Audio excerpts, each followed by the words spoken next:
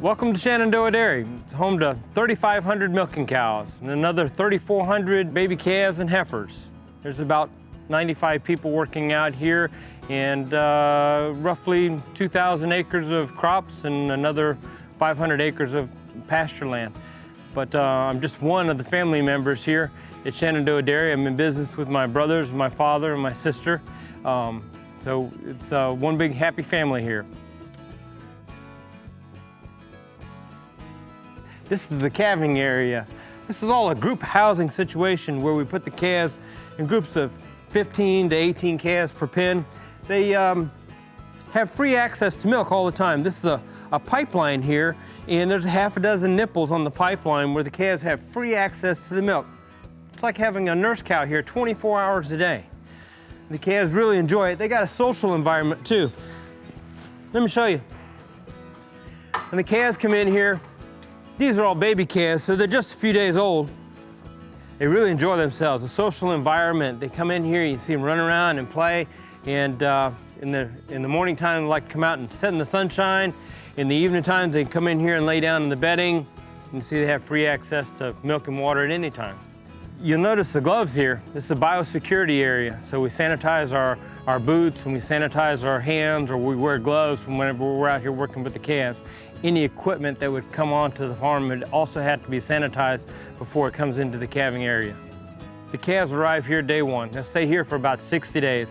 After we wean them off milk, we'll take them out into the heifer groups where they'll stay for the rest of their time before they have their calves, and then eventually they'll enter the milking herd. So let's head out and look at the heifers. Let's jump in the truck and we'll go.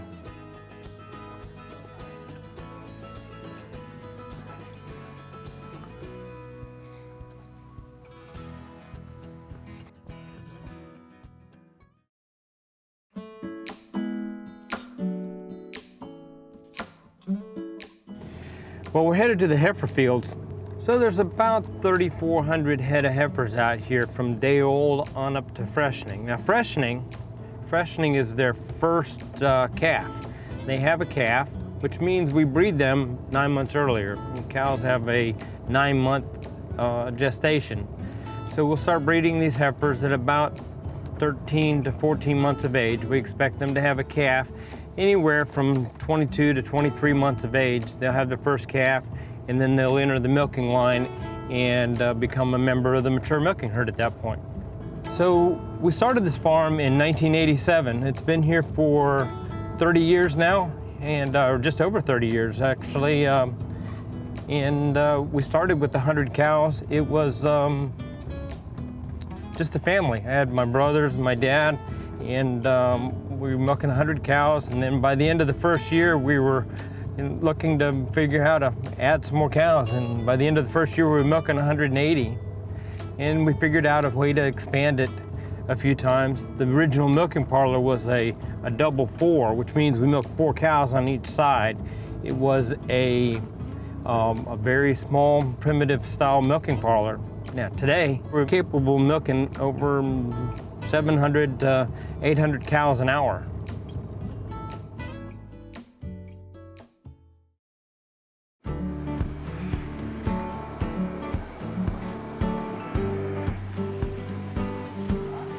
Now we're in the milking parlor. This is a double 50 milking parlor. This double 50 milking parlor has, well, it's got 50 cows on each side. There's another identical milking parlor here to the double 50, except it's a double 30. So all total, we have ability to milk 160 cows at one time, about 750 to 800 cows an hour. This milking parlor is fully equipped with automated ID and milk metering.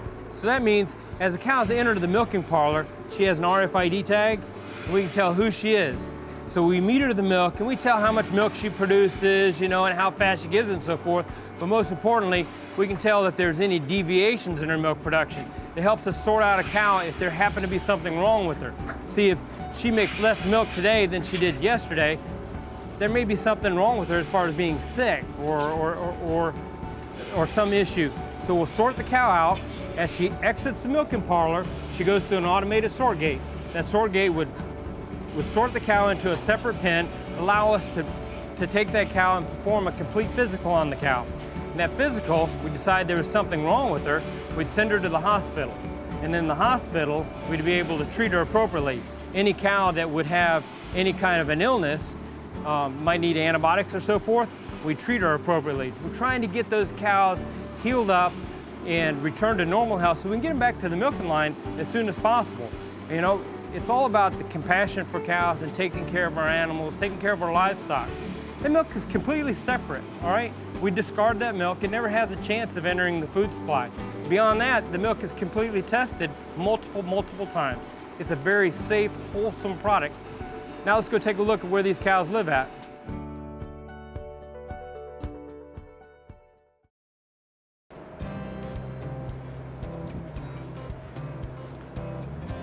So this is a freestall barn. This is where the cow spends most of her time outside of the milking parlor. After she's milked, she comes into this barn where she has free access to a sand-bedded stall anytime she wants. When the cow gets up, we take her to milk. Cowboy comes through and we get the cows up and they go to the parlor, they get milked, and then they come back here. While they're in the parlor being milked, we put out fresh feed, we groom the beds, we fluff the stalls, we make sure that the floors are flush. It's like kind of a cow Hilton, everything except a mint on the pillow. Really pride ourselves on trying to keep these cows cool and comfortable. In the summertime, these high pressure mister lines come on and we have evaporative cooling. So this evaporative cooling is like standing in front of a thunderstorm on a hot summer day. On a hot summer day, it's like 95 degrees out, and just before the thunderstorm gets to you, while the air cools down. While this is the moisture is absorbing the heat. And that's what we're doing here in the barn. So we'll put a really fine particle of water into the air. And so we fog the air and it really instantly evaporates. And this evaporation cools the air. 95 degrees, we can take about 15 degrees out of the air. So it feels like it's about 80. With the fans on the end of the barn, we can put about a 12-mile-an-hour wind speed on this barn, so it has a wind chill effect. So we took the temperature from 95 down to 80 with a little wind chill effect. It feels like it's in the mid-70s in the middle of a hot summer day. Allows us to take really good care of our cows.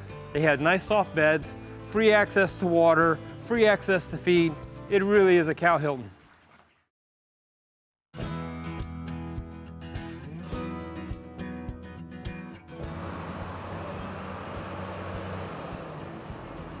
Welcome to the feed barn. This is where it all happens as far as preparing the meals for the cows and the heifers. All the feed is delivered into the barn via dump trucks or big semis. Now this is ground corn over here behind us. The ground corn is delivered about 8 loads per week to feed these cows. We'll take this ground corn and we'll mix it up with different ingredients. There's all kinds of different ingredients we get on the farm. Whole cotton seeds and citrus pulp and soybean meals and canola meal are just a few of the ingredients that we'll buy and feed to the cows. This is some mixed feed right here that we mixed up and prepared for the cows. This is only a portion of the diet. See, this mix has whole cotton seeds in it.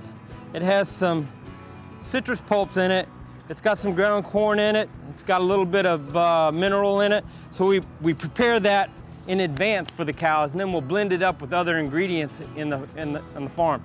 So we have mixer wagons over here, these big mixer tubs, and they've got big augers in them, all right? And there's a scale on this wagon, so they measure every ingredient that goes in. We measure how long it takes to put it in there. We measure how much was in every scoop. We measure how long it takes to get the whole job done, and when they delivered it to the cows. So this is the corn silage. Now this corn silage right here is a whole corn plant. The whole corn plant was taken and chopped up into these little half-inch pieces. It's a big combine type machine. It's like we call it a chopper, it's a forage harvester. But it has 10 rows wide that we collect on the corn silage. It's all fed up into these rollers that have knives on it and chops it up into these little pieces. All right, and then it blows it into the dump trucks. The dump trucks bring it up onto the farm here, onto the concrete, and we make corn silage out of it. From here, we're gonna go out and take a look at the oats in the field. So we're out standing in our field. This is a crop of oats. We're growing these oats to feed to our cows. It's one of the 3 crops that we're going to grow for our cows. So we have a winter crop of oats, then we'll have a spring crop that will grow in the spring is corn, and then we'll follow it up with a crop of sorghum in the fall. Now these oats are a very nutritious source of forage for the cows. We'll cut it up in little pieces, put it out in a big pile and pack it. All right, it's a fermented product that we'll store it and we'll feed it all year round to the cows. The opportunity here is that we feed these plants with the cow manure. The cows provide a nutritious fertilizer that we feed the plants. We grow the plants and then we harvest the nutrients from the plants and feed it back to the cows again. It's called a nutrient balance. It's part of our ability to be sustainable. It's part of our opportunity to do a good job of taking care of the environment. But most importantly, we're doing a really good service to our cows by providing a very nutritious, wholesome product. From here, we're going to go take a look at the manure handling system where we collect all the nutrients up so we can put it out here to feed the plants.